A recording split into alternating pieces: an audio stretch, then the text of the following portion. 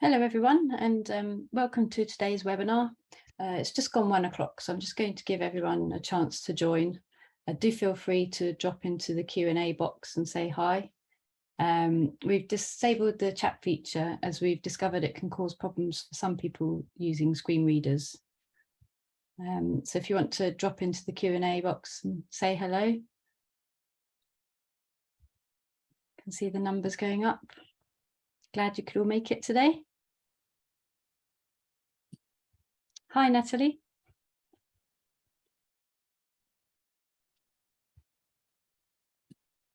Hi, Joseph. Hi, Angela. Hi, Basra. Fiona.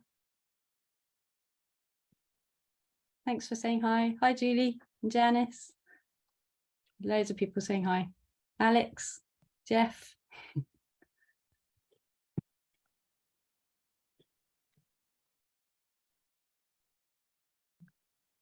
Hi, John from Hammersmith and Fulham Assistive Tech.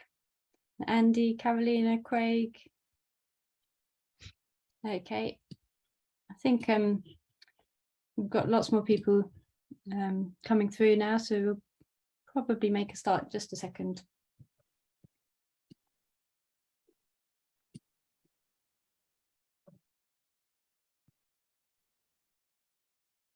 Okay, I think we'll make a start now.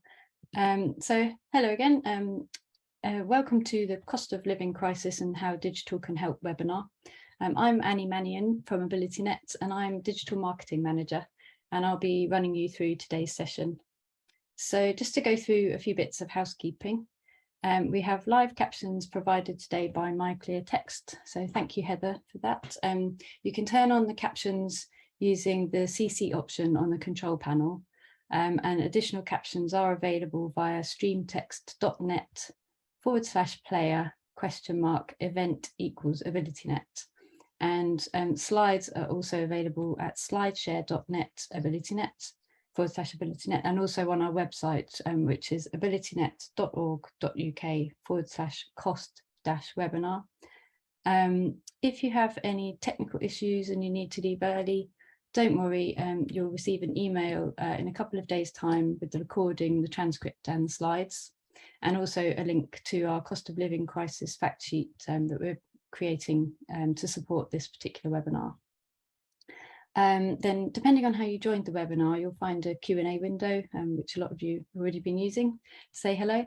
If you want to ask the panel any questions, do drop those into the Q&A area for them to address, and they'll do that after today's session on our website at abilitynet.org.uk/cost-webinar if we don't manage to address them during the session. And just another reminder to people who have joined a bit later, we've disabled the chat feature as we've discovered it can cause problems for some people using screen readers. And then finally, we have a feedback survey that you'll be directed to at the end. And that invites you to tell us about any future topics you'd like us to cover. So do please complete that if you're able. So on to the next slide. For those of you who aren't yet familiar with AbilityNet, we support people of any age living with any disability or impairment to use technology to achieve their goals at home, at work and in education.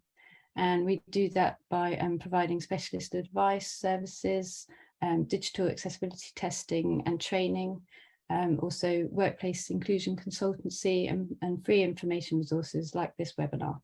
And I'll share a little bit more about our services at the end of the webinar as well.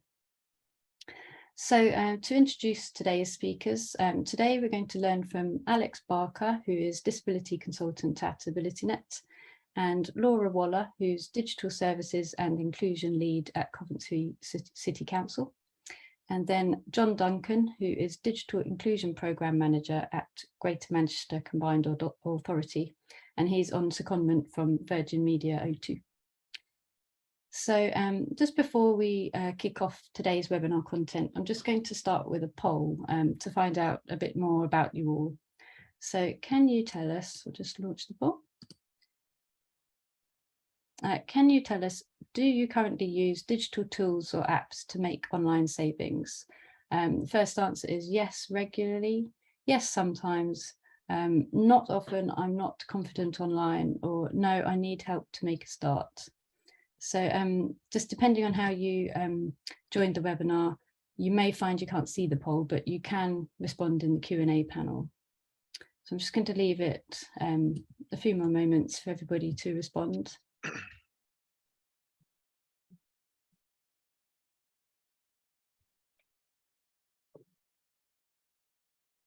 So last few moments for anybody that would like to vote.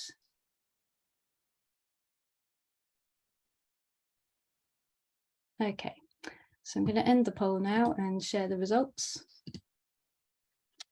So I think the majority, 51% of you say yes sometimes, and then the next answer is yes regularly at 28%. And then no, I need help to make a start at 15%, and then not often, I'm not confident online, that's 6% of everybody here. So well, hopefully the webinar today will provide lots of useful pointers for those of you looking for help to make a start or to improve your confidence online. Okay. So that's all from me for now.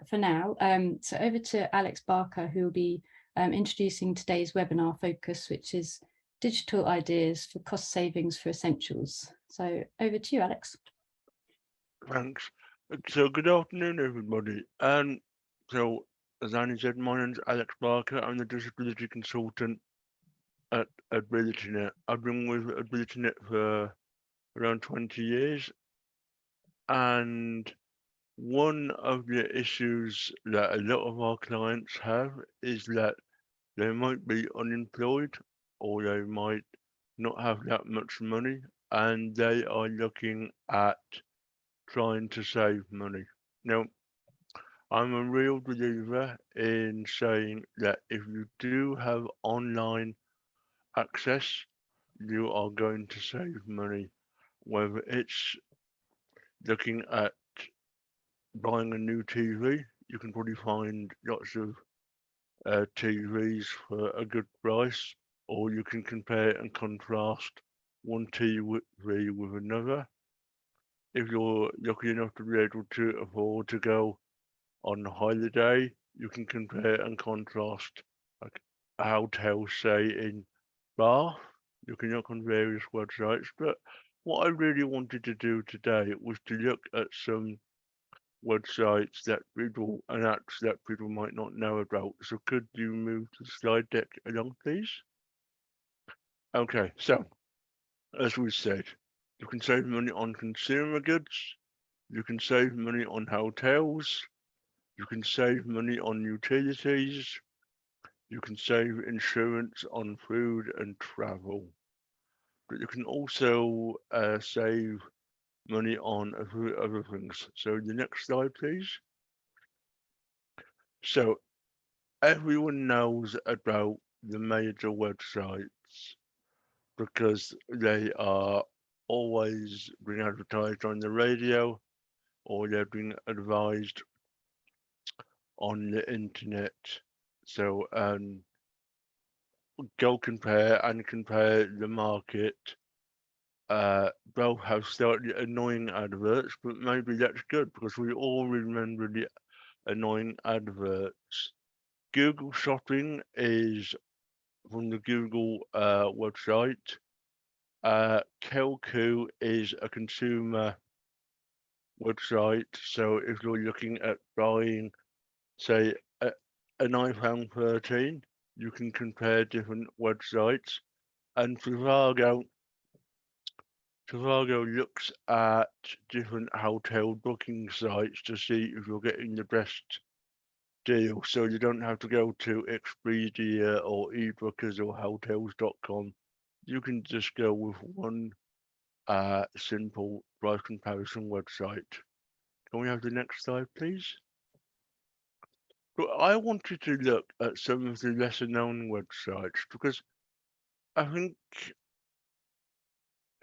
the big well-known websites have got lots and lots of money to spend on advertising, but actually some of the lesser known websites are still pretty good It's just that people don't often know about them. So I wanted just to spend a little bit of time just going through some of them. So one is trolley.co.uk, which compares products in supermarkets. The other one is stonerefurb.co.uk, and it advertises refurbished computer equipment. There's another refurbished computer equipment website at getonline at hound.co.uk, refurbished technology, and there's an app called Too Good To Go, which is to do with buying food at a reduced price that would otherwise be saved away, thrown away. So it's a win-win for everybody. Can we have the next slide, please? Okay. So I was looking at Trolley. Now Trolley is really interesting. It's a volunteer website where you can put items in just to see how much they were going to be. So I've just chosen something at random. I have chosen fairy dishwasher tablets because let's just face it, everyone needs to use a dishwasher. And I was really interested to see if I could save money on them. So I put the details in, and I found out that in a couple of certain places I could get them for £5. In another place I could get them for £7. So it was the difference between paying £7 or £5. Now I guess if you're comparing one item, it's quite useful to be able to do that. Unfortunately, you have to compare every single item on an as-is basis. You can't actually do a shopping list. But if I was desperate to get some dishwasher tablets, and I was thinking, okay, I'm just going to go into the city centre. I need to know who's got the cheapest deal. I think that website would be really, really essential.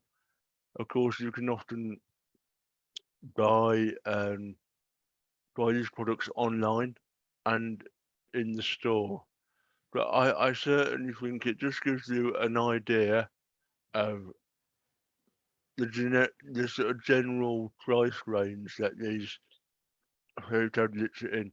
Of course, it doesn't work. So if you wanted to buy, say, Asda branded goods or Morrison's branded goods, you would be stuck to go into Morrison's or Asda. But I think for generic items like washing tablets or like margarine or butter or sugar, it's a really, really good idea. And you know, I think that you you could probably save a couple of pounds or maybe £3 or £4 just by doing a little bit of shopping around. Can we go to the next slide, please? Okay, so this is two sites that are really, really close to my heart because I love talking about technology and I love helping people identify what technology works for them. So, um, Stone are a company who are based in Staffordshire, and what they do is they will buy equipment from companies. So let's just say that a large company might be coming to the end of their contract with an IT supplier, and they might have computers that they want to get rid of, but also want some money for. So what Stone Refurb will do is they will reinstall Windows, make sure that all um, all confidential data is taken off, and then they will sell the computers on to the end user at a really reduced price. I've got to be honest and say that I bought a device from Stone last year, so I bought myself a an i5 HP desktop and monitor for quite a bit less than I would have if I had been buying it new. I guess I spent in total maybe 300 to 400, maybe about £350. If I was buying it new, I might have spent £500 to £600. So it's quite a sizable discount. And so far, the computer does what I needed it to do. I just use it to edit photos and just browse videos on YouTube.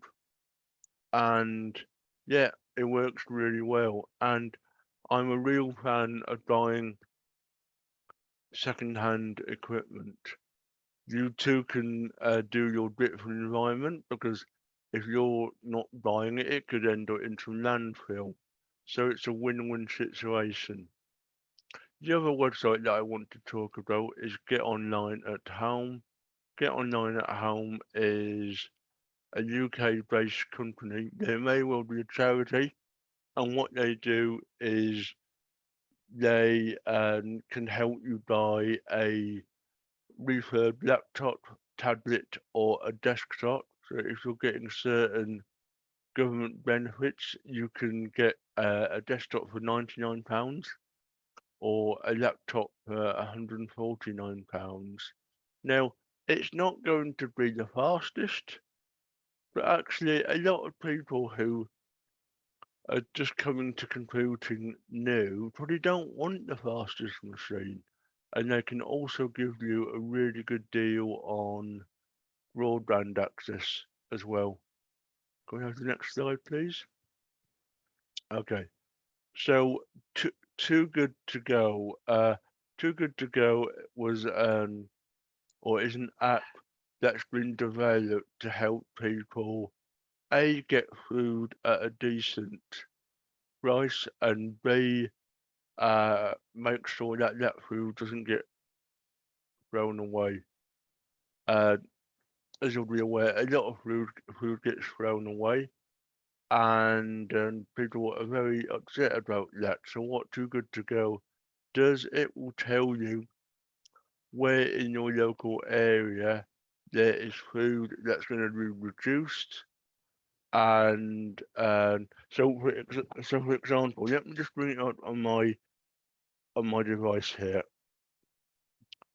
So earlier, when I was looking at Too Good to Go, I was finding out that if I wanted to go into the city centre of Coventry, I could buy some pretzels that were really reduced in price, or I could go to my local coffee shop, or I could get a magic bag of Turkish Delight, which appeals to me. But they've got all sorts of things. So, for example, my my my local um, carvery is doing a special offer for vegetarian breakfast magic bags. So if I wanted to get some vegetarian breakfast, I could get it tomorrow at 11:30 to 11:45 a.m. Or if I wanted to go to my local co-op between 8 and 9 tonight, for £3.50, I could get a whole load of food that would normally be sold at £10. Now, I have no idea what I would be getting, but in a way, I think that's part of that's luck of the draw. And I certainly think as people find the cost of living becoming more and more difficult to live with, I do think that Too Good to Go is going to become a lot more popular. And can we have the next slide, please? Okay, just wanted to look at some financial apps. And one is called iSave, and I can't remember what the other one is called, but basically these apps are developed to help people save money so they can work out, okay, how much am I paying on travel? How much am I paying on food? How much am I paying on taking cash out of the cash point? And I think for an awful lot of people, budgeting isn't one of their strong points. I will say that budgeting is not one of my strong points. But I think being able to see pictorial representations of how your money is going out is really, really useful. The app in the middle is a banking app called Styling. Now, and I've been Styling for about a year, and it actually helps me keep a better understanding of where my money is going, and it will also allow me to put money aside into spaces. I think that a lot of the online banking apps will allow you to save money and to see where all your money is going. And being able to bank online is a really, really good way of making sure that you can see where your money is going and you can try to put a little bit aside every time you get paid. Of course, there are more, and we don't have a particular um, favourite. But if you give us a call, we can certainly work through what might be the best app for you and your service users. I think that's my part of the webinar done. But okay, it is. Well, those are some excellent suggestions. Thanks, Alex. And just to highlight, I know there's been some questions coming through in the Q&A. We will be making sure that all the links to those apps and websites are included on the fact sheet that you'll be sent through on Thursday with the webinar recording. So now if we can introduce Laura and also John, they're just going to say a bit more about what the projects that they're working on at their organisations that relate to the cost of living crisis topics that we're discussing today. So first of all, over to Laura.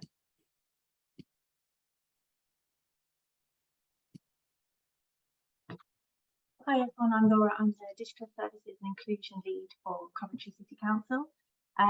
We're relatively early in our journey around digital inclusion, but we have had a specific focus, particularly on cost of living and digital poverty, and really working with partners in Coventry and nationally and how we can reduce those barriers and improve access for our residents to access digital. But I know we're going to explore them a bit further on in the panel, so I won't go into too much detail now. Laura, just to jump in, I don't know if the microphone is slightly away from your face, but I don't know if you're able to just, yeah, just adjust it slightly. That would be great. Is that a bit better? I think it's a bit better, yeah. I'm not sure if anyone else is having trouble as well. But just thought I'd highlight just in case. No worries, I can go and get a different microphone if needed. I think it's okay for now, but yeah, thank you. And then thanks Laura. And then just over to John to introduce your projects. Sure. Hi, everybody. It's lovely to meet you all. I'm John Duncan. I'm the Digital Inclusion Programme Manager at Greater Manchester Combined Authority, but I'm also in quite a unique position that I'm actually seconded from Virgin Media O2 into the GMCA.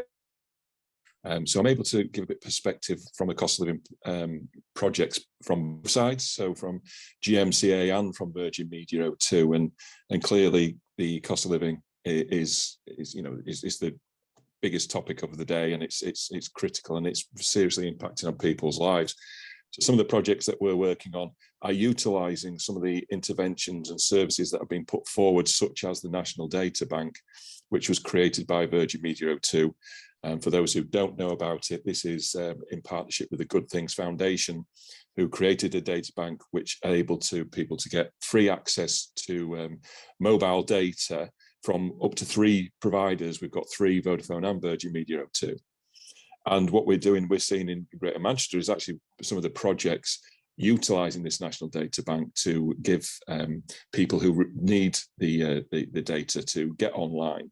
So I've got an example of a care leavers project that we're working with, where we have 4,000 young people in Greater Manchester who get access to this data bank now via their council colleagues who look after their welfare, their personal advisors.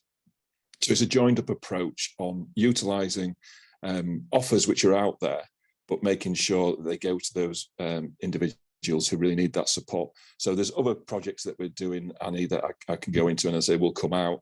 But yeah, it's great to sort of have that industry impact on what they're doing as they recognise they need to help people get online and being able to afford services to access some of the great sites that Alex has already sort of highlighted, but also how from a council perspective we can coordinate that work and pull partners together to make a real impact in our communities. Fantastic. Yeah, thank you, John and Laura.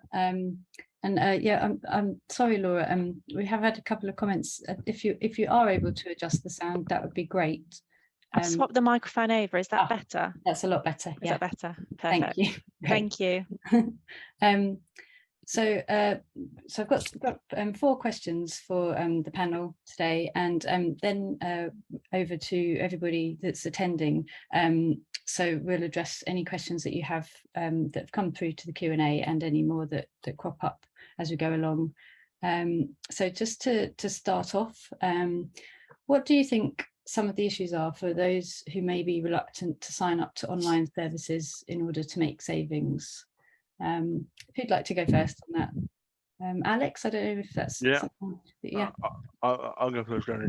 So I think there's a multitude of reasons why people are really scared to go online. It might be a lack of knowledge. It might be that they're scared. There's so much information and there's so many news stories at the moment about people getting scammed out of so much money.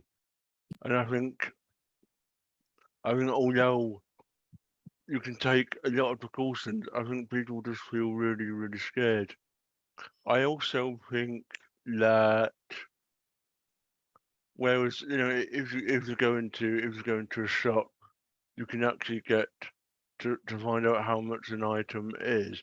I think sometimes there might be a bit of a difficulty with people actually believing the prices that they're quoted. So I think there's a whole range of them, but I'm sure that people are going to flock to these websites a bit more because out of nothing more than desperation. But it's down to organisations like AbilityNet and councils and other people to try and say to people, look,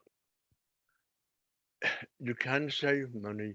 We can show you how to do it, because I think there's just a lack of there's a real lack of ignorance about what's out there, I think. Can I come in on that, Annie? Sure. Yeah. And thank you, Alex. You're spot on. I mean, confidence is a big issue, and people really are concerned about going online and seeing if there are offers out there which are not too good to be true. They're not correct. They're not secure. What we're doing at Greater Manchester Combined Authority is seeing where we can sort of combine with organisations that we know, where people can go and with confidence work with colleagues who may have digital champion programmes, volunteering schemes to authenticate, the offers that are out there, that they're not being scammed. We're working in Greater Manchester with Barclays, for example, on how they can make sure that people are, online banking safely, securely. And those are one of the sort of the biggest concerns, like you mentioned, from that aspect. We're working with social housing providers where they have digital inclusion officers, which are supported by volunteers. And again, it's in a trusted place where if you might not be sure about getting online in your own home, you might need some support. It's a place where you can go and have confidence that you're getting that support. So bringing that together is a real key element. And if I just add one more reason why I think people are reluctant to get online, there are multitudes, as Alex said, but there's one of if online by default. So it's access to online services. And if we only access online services, for services that we really, really value, which may be offline, maybe via phone or in-person contact, particularly around health, may get eroded. And there's definitely a case to say that, we need to make sure that online services enhance and not replace services just for cost-cutting purposes. And there's confidence there. And I know engaging with disability groups in Greater Manchester, that is something that always comes out as a really key point. So it's working in collaboration, and it's making sure that services are really, really valuable to people and not just replaced. But we also get, the online services are there for when they're needed. And I got a question for you, John. Do you feel, because I certainly feel that this is the case, that people are getting forced to go online whether they want to or not, and this brings up quite a lot of reluctance. This makes people an awful lot more reluctant, Yeah. It should be, an enhancement to people's life, Yes. and not something that is enforced on people's lives. Yes. And that we should recognise that online services are beneficial and helpful to people, but also that we don't always want to be replacing, valuable services that mean lots of people. And this is a journey, hopefully, some people where they can, dip the water into online. Once they get that confidence that they are safe, and then they can get involved with more online services. Yeah, just to echo that as well, I think it was really interesting, my role. It's written in the job description. It's not about getting people to use online services. It's about people using digital to improve their quality of life. And I think that's really important, that we keep that mindset that this is not digital inclusion. It's not trying to force people into a digital first, digital only agenda. It is really about improving people's quality of life, and that will be very individual and very different for different people. And just touching on some of the comments that have been said earlier, I think that safety element, and it's something that it comes up quite a lot, is a real demotivator for people getting online. But actually, a lot of those safety resources, online safety resources, are online. So if you're not actually online, you can't actually access some sorts of the knowledge to help support with that. So we're working on a project, again with digital champions in the city, who will provide that confidence, that support element in the community, where people can go to and ask questions that can be really person-centered. It could be something very specific about, I've had this email, I'm not sure about this, because often there is a skills gap, and the skills is often much more towards skills for work or for life, but those really foundation digital skills, having something that's trusted, like John said, trusted faces and trusted places, is really important.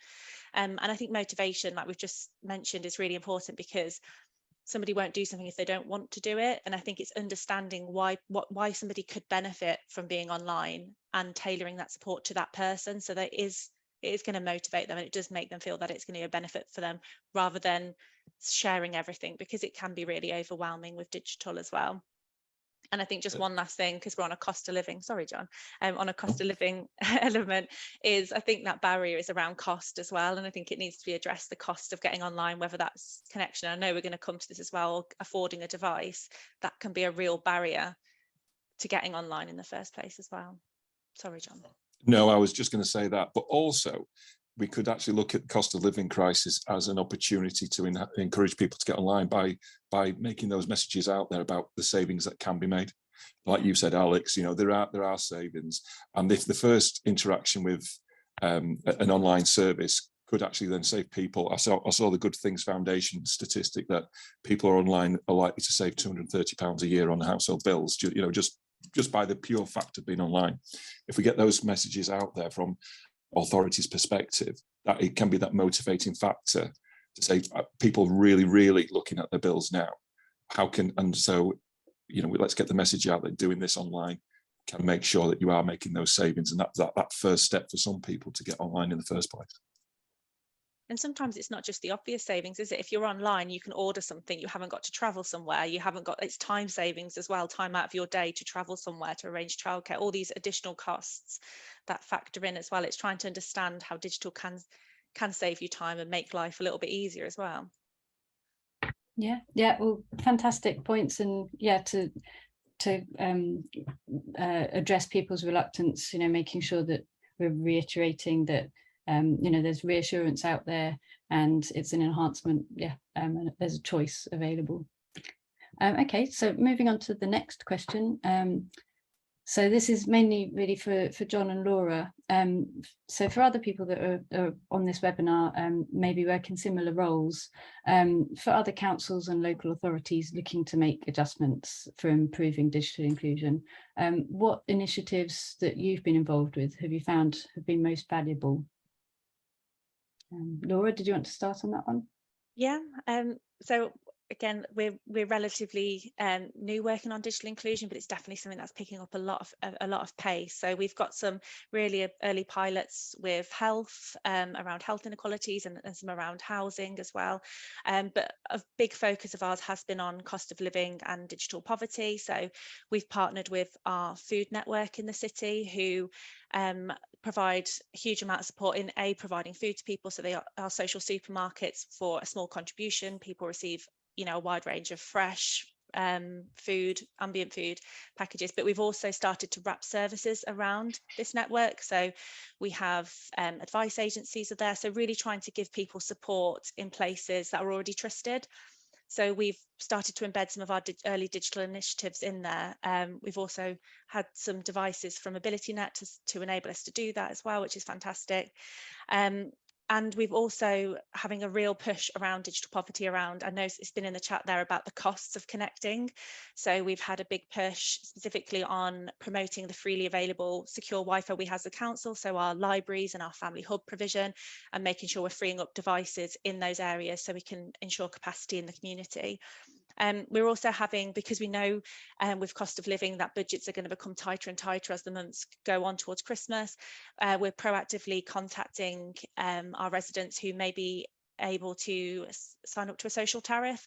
So a social tariff is a discounted broadband if you're on certain means tested benefits. So we really want to raise awareness for that, because we know that there is a lack of awareness around that as a way of cost saving. And we've also, I know John's mentioned the National Data Bank. So we as a council have signed up to the National Data Bank, and we are now going to be distributing data through both our community support team, who work supporting people who are experiencing financial hardship. So they're already engaging with us or referred into us from partner organisations for support with food, for fuel, for household essentials. And we're now going to be adding in that support from the data bank. So again, it's trying to have a holistic support offer for people. And also that will be going in through our libraries as well, so people in the community can access the National Data Bank. And we're really trying to champion that in the city to get other organisations to sign up to the National Data Bank. As John said, it's a fantastic resource that people can access up to 6 months worth of free data from. Yeah, I was going to say, you sound pretty well advanced, to be fair, Laura, rather than just starting from day one. You're doing great stuff. In Greater Manchester, the Digital Inclusion Action Agenda for Change sort of launched around just after the pandemic started, but actually work's been going on in this field for absolutely ages, and there's organisations across the piece who have been actually putting major impact and great work into the digital inclusion space forever. So the first tip that I would have for any council or combined authority going on the journey of digital inclusion is to do something like we did. We created a digital inclusion task force.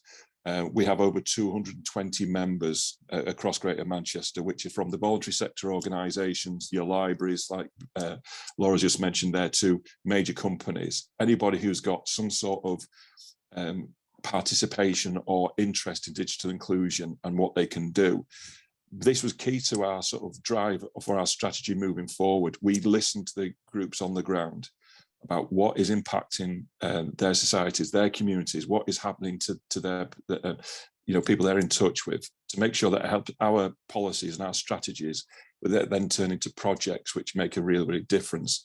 I imagine on the call today there will be members of that of our task force here with us. And what we did in Greater Manchester, we had a real focus on 3 target groups. We targeted over 75s. We targeted under 25s and disabled people.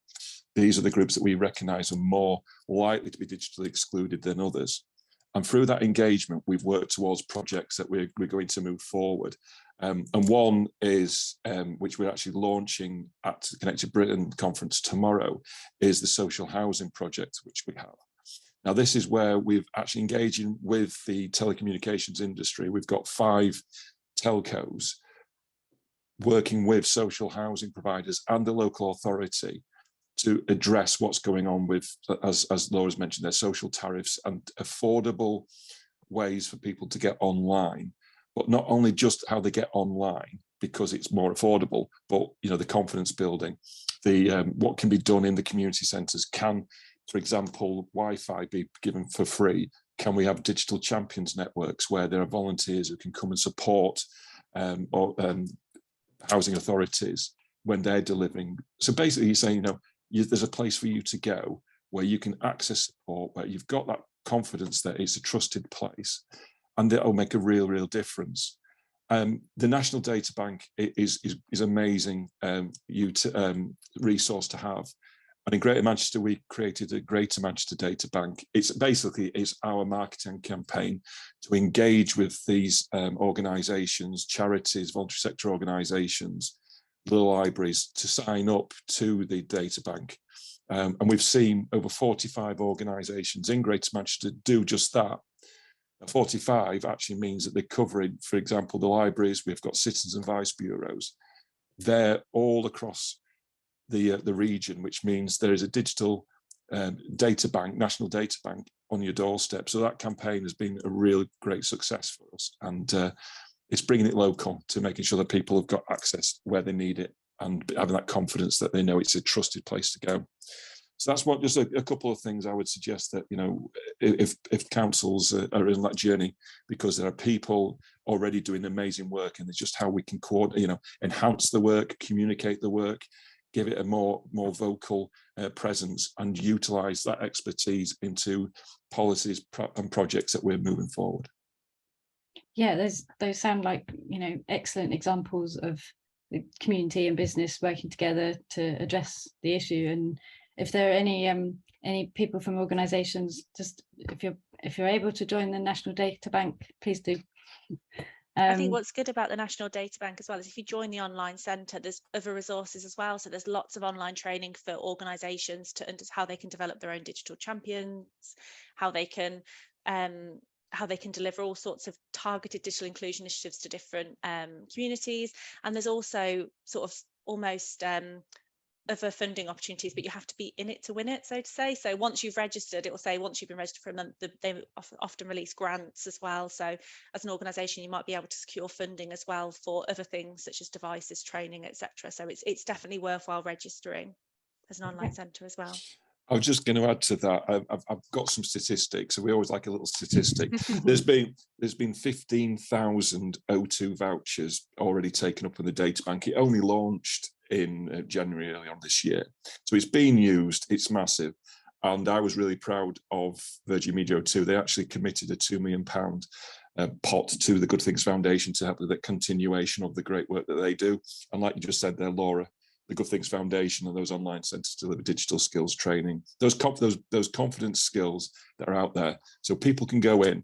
I'm just talking about the cost of living crisis in the winter that we're going to come up with in the near future. There's people are looking to go into warm spaces to not having the energy on it there at home. Well, we're seeing in particular libraries being these one places where people can go in and actually, while they're there, they're getting digital skills training and access to free data. So it's a nice joined up approach to tackle digital poverty. Yeah, fantastic suggestions. I'm just keeping an eye on the time, so I want to make sure that we've got time for attendees to pose some questions to the panel. So we've got 2 more questions as part of the panel discussion. So are there any other particular initiatives that you haven't mentioned yet at Coventry City Council or the GMCA that specifically address ensuring equal access to tech for disabled people, particularly at the moment? I'll come on that one first, if that's okay, Laura. I've got 3, and I'll go through them very quickly. We launched back in June the Greater Manchester Tech Fund. Now, this is a call out to industry to support schools which are the special education need and disability schools in Greater Manchester, of which we've got 41. And we're seeing fantastic donations of kits, but it's not just about getting devices into the hands of children and their tutors and their families. but also it's about getting digital skills training in there, where we're helping people get access to Microsoft licensing, for example. So there's much more to it. And, you know, we did a survey, and we found that SEND schools were more likely to, you know, still have that digital requirement and digital support need. And we're addressing that with the Tech Fund. And in fact, AbilityNet were very kindly contributors to 3 schools in Greater Manchester who benefited from donations from yourself, which was very well received. The other one we've got pushing forward is we're working with a great charity in Greater Manchester called Henshaw's. They help visually impaired people and people with other disabilities get access to services. And what we've been doing with there is highlighting the work that they do and promoting in some of our local authorities where they're not present, to get them online and to make sure that they're booked up and that their services have become available across the whole Greater Manchester. And we're really pleased that that is happening. It's one of those points of, if you find out about a charity, utilise your local organisation to help ask the question, because there may be funding out there to support that access be delivered. So we're really pleased that Henshaw's are now offering their services at almost all of Greater Manchester. And the very last one, very quickly, we're working with a technology company called Easology, and they're developing software which makes access onto Samsung devices more accessible. So it's easy to read, it's easy to manage it from a dexterity perspective. So people, again, with visual or dexterity disabilities or impairments, they are able to use this technology. And we're working with Easology as they look to do test groups and find out how that works. So there's ways and means to say we can enhance some great services and organisations out there who are delivering service for disabled people. Excellent. Massive lot of activity going on, and yeah, great points about working with the local businesses and asking local charities if there's help out there. Laura, was there anything you wanted to add about work at Coventry City Council?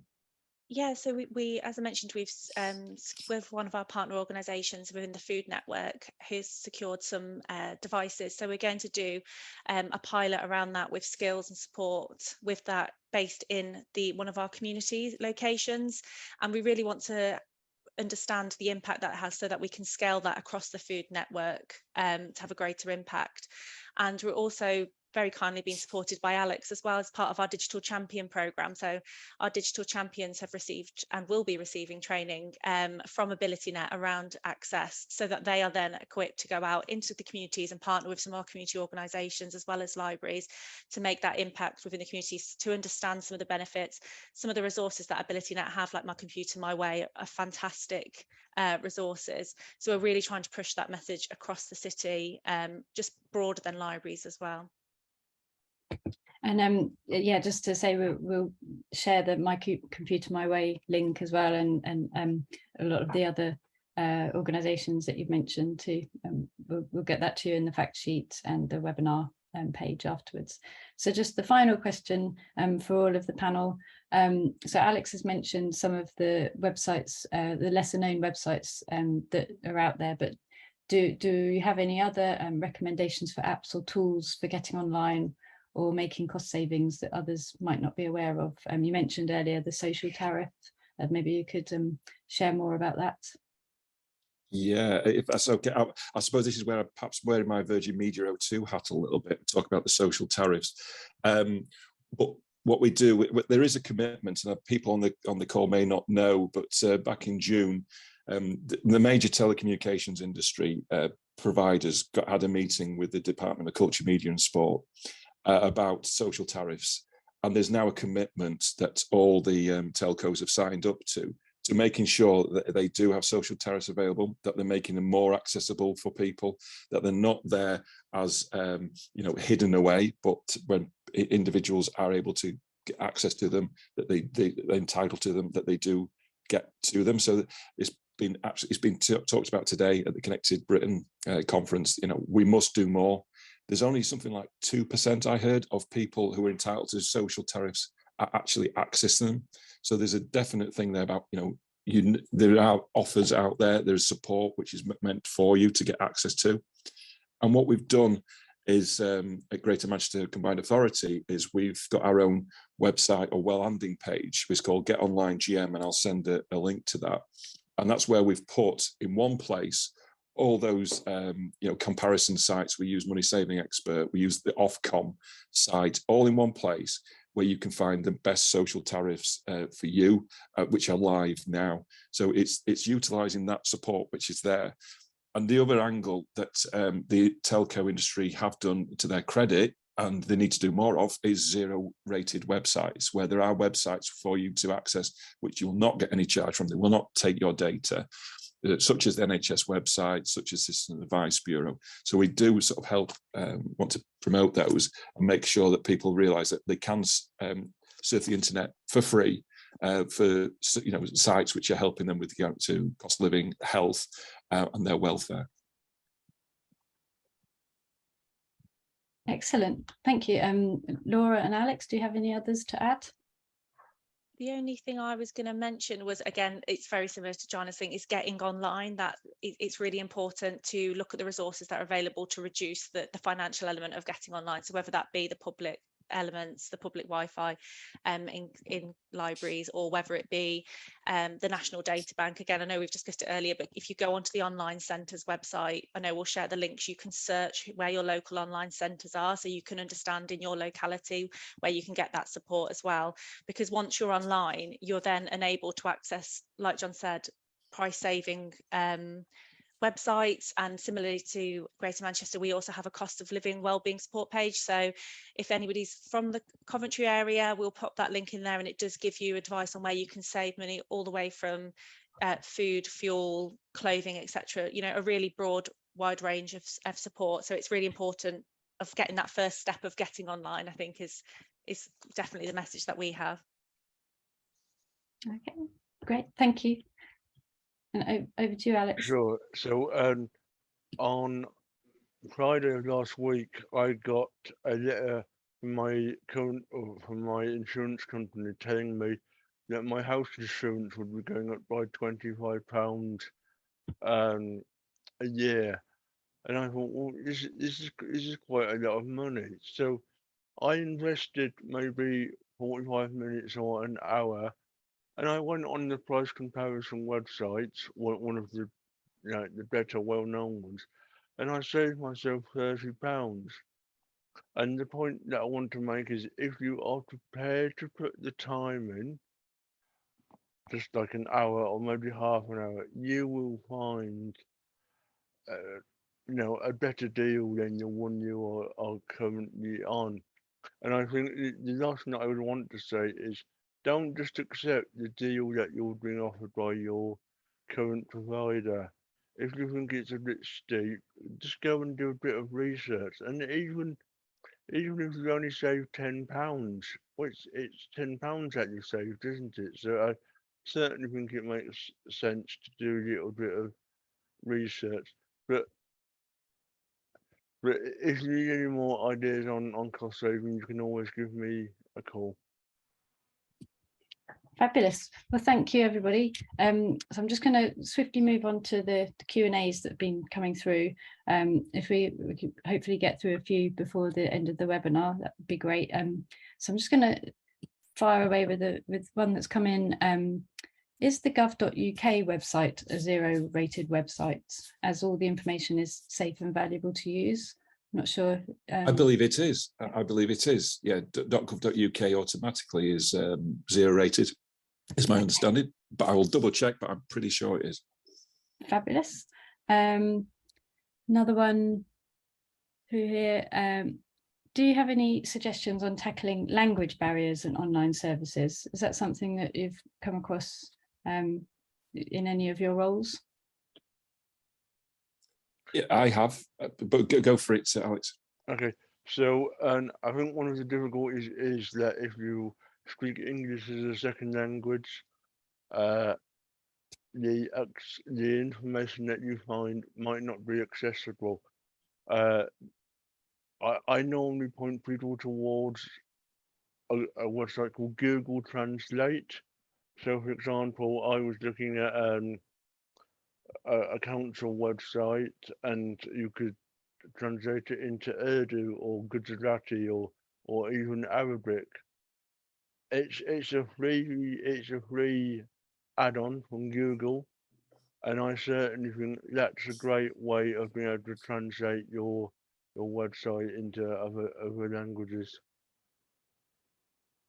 Yeah, but you're spot on, Alex. And there's other services that I'm aware of in Greater Manchester where part of our task force, we have, let's say, we've got 220 members. Part of those are for supporting people who don't have English as the first language, and so we coordinate in where we can with people who say, well, I need some support with Polish or Urdu or whatever it might be.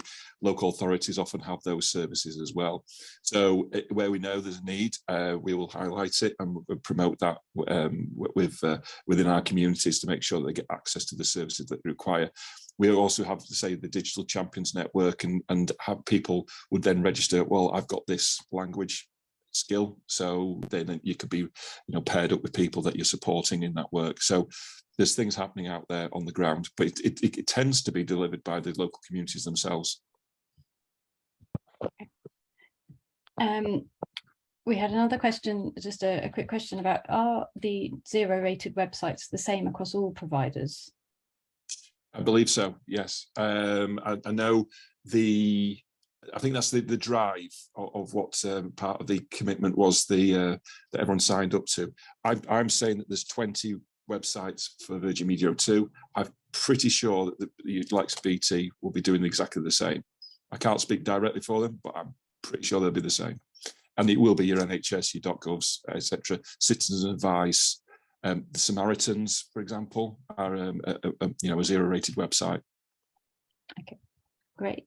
We'll try to include some of the key 0 rated websites on the fact sheet as well. This is a question for all of you. Have you had experience introducing people with dementia to online technology, and do you have any tips of the best way to approach this? And I know we've got some AbilityNet fact sheets out there and some resources that we can include in the follow-up, but just if you have any suggestions to share. I certainly think if you're going to work with people with dementia, you've got to be really, really patient, and you've got to do repetitive teaching. The other thing that I would suggest as well is work with the carers of someone who's got dementia, if they've got someone, and get the carers to be a great resource. Carers are a wonderful resource that we probably don't give enough credit for. So talk to the carers and see if the carers can support these people with dementia. I'll stick my hand up to that one as well. In Greater Manchester, what we've done is we've created a blueprint, which we worked with the Good Things Foundation, and it's called Getting Online in Later Life, or Doing Digital in Later Life. I'll share that. It basically gives some handy hints for support with people when they're engaging with people who have got dementia, and basically about older populations getting online. So I'm more than happy to share that because it was a really helpful, useful tool for people to sort of say, well, how can they, with compassion and understanding, support people who maybe struggle because of dementia to access digital services. So I will share that with you, Ali, to share with the group. Yeah, that would be great. I'm just looking at the time, and I'm sure we can cover all of the questions that have come through. I know there's I can see 31, so we'll be sending those round, and we'll add the responses from the panel to our webpage that you'll be sent on Thursday. So just to go through some more information that might be of interest. You might not already be aware that AbilityNet offers free IT support at home and online. So we have fact sheets, webinars, how-to guides, all available on our website, which is abilitynet.org.uk. You can also call our helpline, which is 0800 048 7642 between 9 and 5 on Monday to Fridays. We have a 300 tech volunteers available, so you can try and contact us at abilitynet.org.uk /at-home. And if you are or know somebody who would like to volunteer with AbilityNet, we're particularly in need of volunteers in Wales, Edinburgh, Sussex, London, Devon and Manchester. So do consider volunteering with us if you're on this webinar and have tech skills that you'd like to share with your community. And then we also run training sessions on digital accessibility and inclusion. You can find out more about that at abilitynet.org.uk/training. There's a special code for attendees to this webinar, which is AbilityNet Webinar 10, and you can save 10% on all those courses. So coming up, we have how to use voice recognition software for testing later this week, and then later this month, removing neurodiversity barriers. And then we've got plenty of other courses from October onwards as well. And then just for people that are part of organisations that are on the session, we're just about to launch our Attitudes to Digital Accessibility survey. So it would be great if you could take part in that and share. We'll be adding the link to that survey onto the webinar page for this webinar, and also at /survey 2022. So please do look out for that. All of your responses would be great to include in that. And then just finally, you can also sign up to our newsletter at /newsletter for the latest announcements about webinars like this and digital accessibility. We have a suite of accessibility services to suit all types of organisations at /accessibility. And then don't forget about our next webinars, which you can access at /webinars.